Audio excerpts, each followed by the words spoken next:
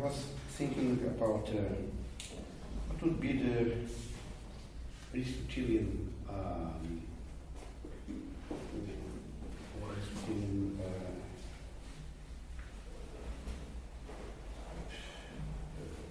way of capturing something.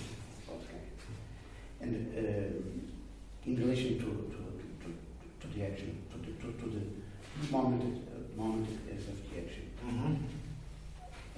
I don't know if it is a coincidence that Hecht is out of the grid.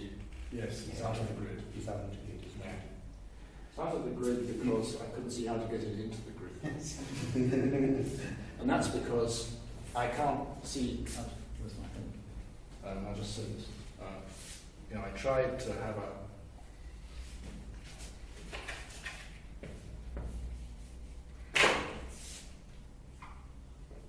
Do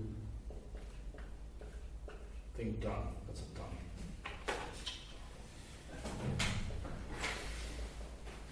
That would give you a structure which is relatively similar, but I can't see the distinction here between the doing and the thing done.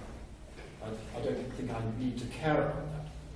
Why not just say it favours the action? For example, if you accept, I don't know if this is right regarding Aristotle, but if, for example, if for Aristotle what is a practical reason is composed essentially by deliberation, and if he says that that deliberation is already an activity, an activity. Deliberation, yes. For example, is already an activity, and if he's good oriented, that is to say, good oriented to the good life. Yes, or specifically to little bits or something, but yes. Perhaps the problem, there is no problem with the moment of the action, because this activity Look, I mean, the deliberative activity is not the same as giving the money back. Yes. I mean, in a way it's true, we deliberate and we act accordingly. But the deliberation is action does not mean that the deliberation includes the action yet. It includes the action to be done. I can imagine many people saying that there is the action of deliberation and then there's another action which is to be distinguished. Do I say that the deliberation is incomplete when the action is not done? Well, I think that there is a process that is incomplete. Since if you like, just as there would be with the theoretical process, when you're not deliberating but reasoning, if you like. What if you don't form the belief, the reasons for which you have unearthed? Well, one might say either something has been interrupted, or a process happened and another one did not. I would rather say the first, that there was something, that the process was interrupted, and I would say the same in the practical case. Though there was a process that took place, even though it was interrupted, if it was psychotic. So in a way, the deliberation is not completed, since the purpose of it was to take you to action, and it didn't. So it had to be interrupted. Aristotle says, if nothing prevents. Well, interruption is not the same as preventing. Yes, but I would say that I continue in Aristotle point of view. This interruption, I'm not sure that this interruption is by the action, but by the priorities, the decision, the choice. So this activity that, if you assume that liberation is also a sort of activity, this activity has to be completed. I don't know whether Aristotle would say by an action, but by a choice. Okay. So, in an action, if you say that is only completed by an action, so I don't see how we consider this action as a general entity or something like that, and not a particular. Mm-hmm.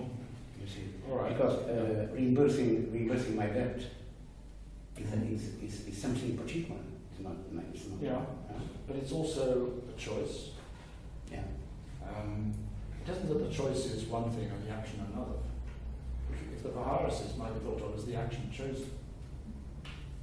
So you don't want to get choice to get in between reasoning and action. Do you? I'd have thought, I mean, this is practical selection. It's not, I mean, there is prior intention, of course, but we're not thinking about that. We're thinking about a case where we are now to act. And that's the Aristotelian case.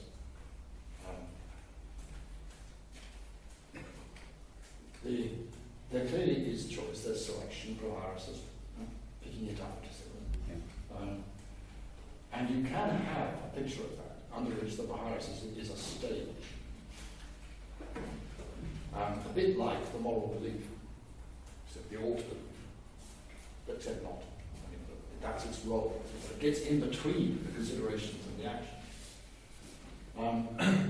Now, I myself think this is optional. You don't need to think of the paresis as an intermediate event, which itself is favoured independently by the considerations adduced. What is favoured is the action prohariton. Doesn't sound quite right, but anyway, the action chosen. Not the choosing of it, not the selection of it. This is the in going with one's reasoning, one does select. That's true. I'm not sure that Aristotle or anybody else needs to think of the selection as an intermediary event. It could just be the action, which would be selection. Anyhow, that's what seems. There are two questions. One question is, which bit of Aristotle should we read? If you read Aristotle on the practical syllogism, it looks as if the idea that there might be an intermediary stage of decision is not what he's after. So he's not thinking that the practical syllogism takes you to deciding to eat chicken. It takes you to eating it. So if you stress that, the temptation to get paresis in between eating and the syllogism is less intense. So that's what I would do. I think Aristotle had a picture and had his own difficulties in presenting it, given other views that he had. Okay. There were some more hands than I saw. Yes, so I was wondering about where, let's call them the standards for correctness come.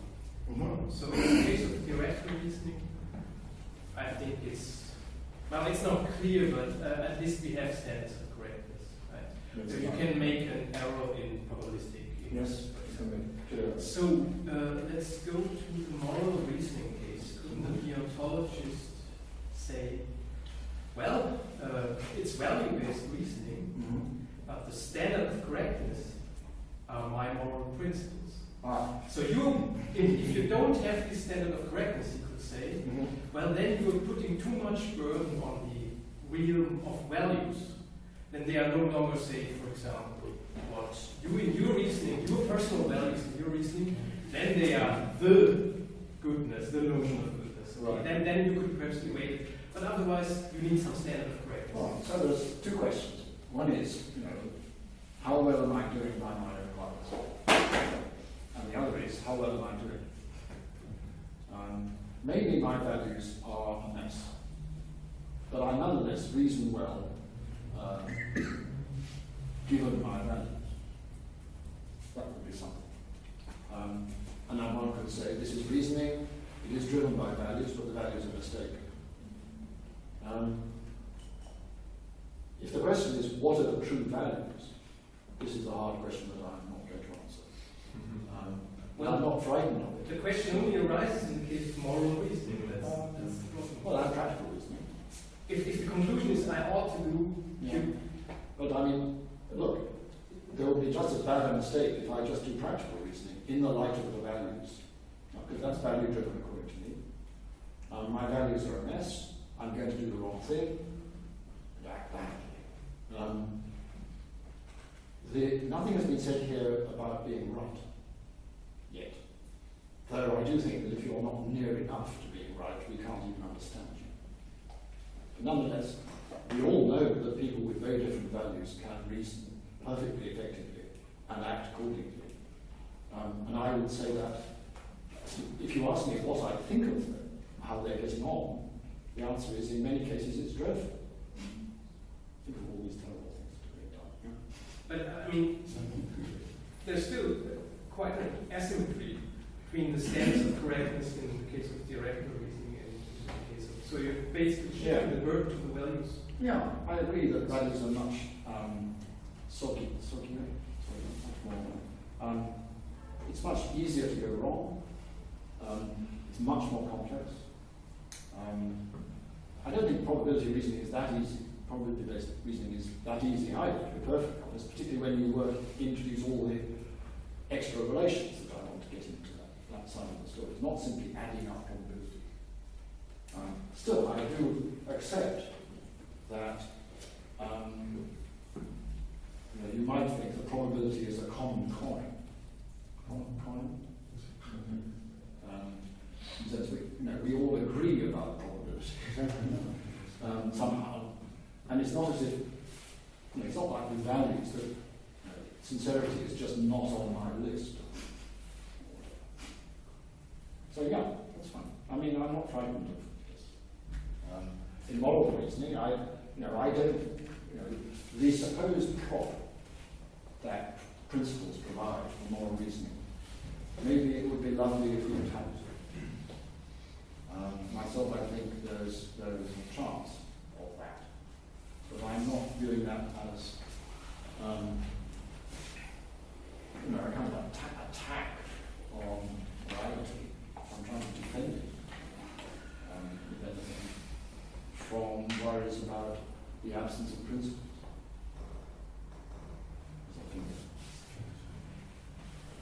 Let us suppose that we all agree that we don't want the model and the deontic. This one here? Yes, so this grid is going away. Okay. So we are not talking about principle moral reasoning. Mm-hmm. We are not hoping to get nothing from the outlier there, but we somehow want to criticize a practical reasoning or a moral reasoning. Mm-hmm. How are we going to do it? I think that somehow we are going to make considerations about value-based, if it is a moral reasoning, but in practice, how is this going to be explained by your philosophy? Yeah, I mean, well, sometimes it is not. Not everything can be explained. Sometimes we can use one value to criticize another. That's not impossible. If I'm looking for agreement here, I look for an agreed value and I use that as leverage to trace. Other times, there might just, I suppose, be a disagreement. You might say, what is the value in that? And at that stage, I think moral philosophy doesn't have a manipulation that you can use. So what are you going to do if somebody says, what is the value in Picasso? It's an aesthetic case, but you might easily see it in the aesthetic case. Somebody says, I just don't see any value in this sort of thing. So is it that we can do nothing? Well, the answer is no, it's not that we can do nothing. There are ways in which we can try to believe there is a value, there are ways in which we can try to explain to them how to get into this. I mean, if somebody said, I see no value in Baroque music, it's too long. I think I could do something about it. Now, of course, you have to appeal to something that the person you're talking to can understand, but that can be an imaginative leap. It's not as if. So I think that there are things that one can do, even if the question was, if you like, the blank, what on earth is the value of that? But it's, you know, nobody says it's bound to succeed. Why should we suppose it's bound to succeed? You know, sometimes I've been helped to see the value of a certain form of philosophy by someone who was able to relate it in a certain way, and I was able to get in. So I'm not too frightened about these. You are talking about the extreme cases. IFILNOVA, but I was in a sense more interested in the, let us say, intermediate cases where I'm waiting values. You see, there is a process of trying to weighting reasons and values. So we agree on the values, as it were, but we disagree on how they add up. Exactly, how they level and how they matter to the current situation. Yes. Well, I mean, again, there is no, you know, canonical method for this. So I would have thought there are ways in which we operate, where we say, for instance, how would it have been if? So, you know, how important is it that this is your uncle? What if it was your cousin? What if it was your sister? And you can sort of triangulate a bit. You know, there seems to me, just an example, but there are ways in which we can, if you like, pose questions of the picture that we've come up with to see if it is resilient. Now that's not a method. It's going to have to be indirect in that kind of way, because there is no argument that this is exactly the right way to do it. No, of course. Sorry, it's my last thing, but I'm trying to, when we do this, we are trying to fix a preference relation to establish a kind of, there is no definite method, but what are we after to try to fix a preference relation between possible courses of action, or something like you could have within the choice theory or something like that? I mean, sort of glib answer is, we have various values at issue. We know, perhaps in some cases, there's more than one perfectly good way of responding to them. Sometimes that's the end of it as far as reasoning is concerned. Sometimes we think there is one better than the others, but we couldn't easily defend that. But then the reasoning doesn't have to be defensible all the way down the line to be reasonable. It can be perfectly sound, and yet you might have ended up somewhere else. There's better, look, I think there's better and worse. We're not, John Grimm is wrong to think that there's no reasoning unless there's correctness or requirements, and none of that. It's just better or worse. Sometimes you could have gone one way or another. This is practical reasoning, and there's nothing wrong with any of them. You might regret it. You might later think that you didn't understand enough.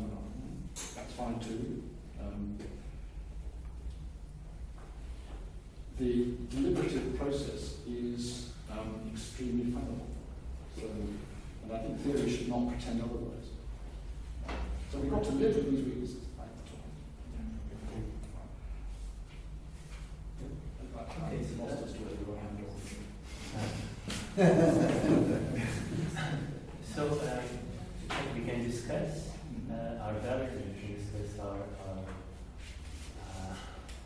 intentions and so on. This is the right thing to do, this is better, this is worse. But how doesn't this put a problem to the privacy of the practice? So you start with the discussion, and the discussion is a matter of true or false. Is it better or worse? Or it's better to do this. This is true or false. So you start with a theoretical evaluation of the question, and then you move from here because then you're supposed to act according to your conclusions or to the results of that discussion. How can you? So the privacy seems inverted here. It's possible always to reason to a value belief first, or to a moral belief first. That's certainly possible. I don't think it's compulsory. It seems to me to over-intellectualize the process. Equally, I think that practical reasoning is possible among creatures that are not able to bring forward the notion of a reason, or the notion of an ought, or even the notion of a value.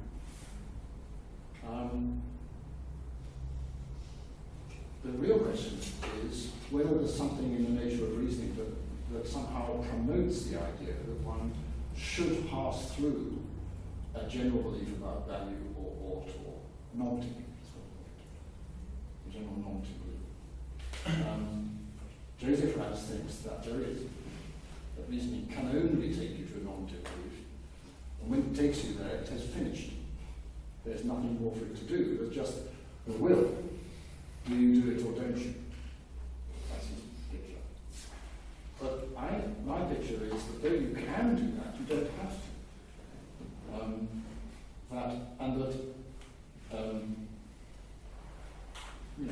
I think that often the action is the answer to the question of what to do. So that the answer to the question of what to do is this. And the this is the action, as it were. So when you say, what am I to do? I'll try this. Well, that isn't the answer. That's sort of, the answer is the this that you're about to try. Because the I'll try this is not the answer to the question, what am I to do?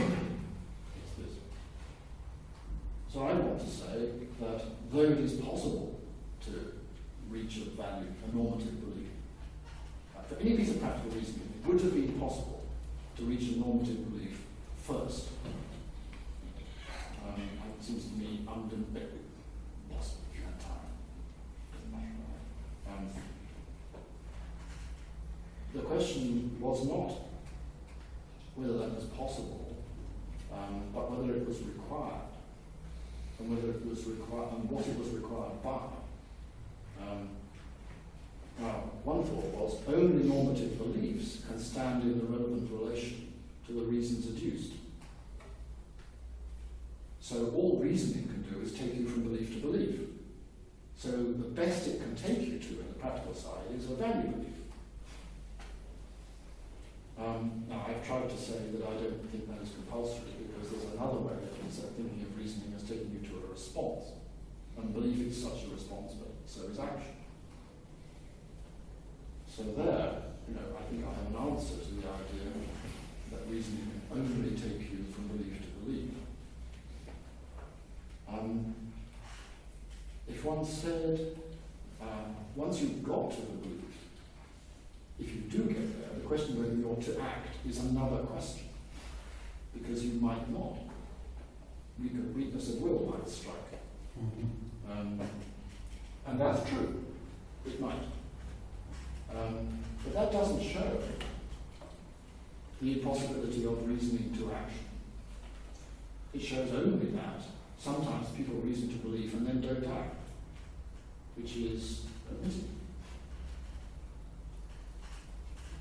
Since it seems to me that the action is as much favoured by the considerations as is the belief, and that the belief is favoured because the action is, I find myself drawn to saying that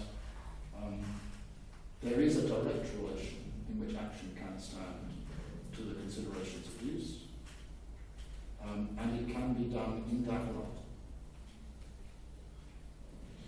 And the light is not the interposition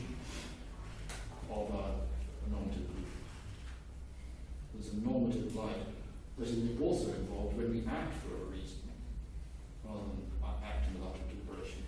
Nobody suggests that acting for a reason requires a normative belief on the way. At least I hope they don't. Well, put it this way, the people I'm arguing with don't. And surely that's plausible, because again, it would over-intellectualize a process which is often extremely direct. So I get off the bus because it's my stop. That's quite enough. I don't need another belief that it's my stop is a reason to be left. I could have it, but I would say it's redundant. Sometimes it's not. Those are the sorts of things I say.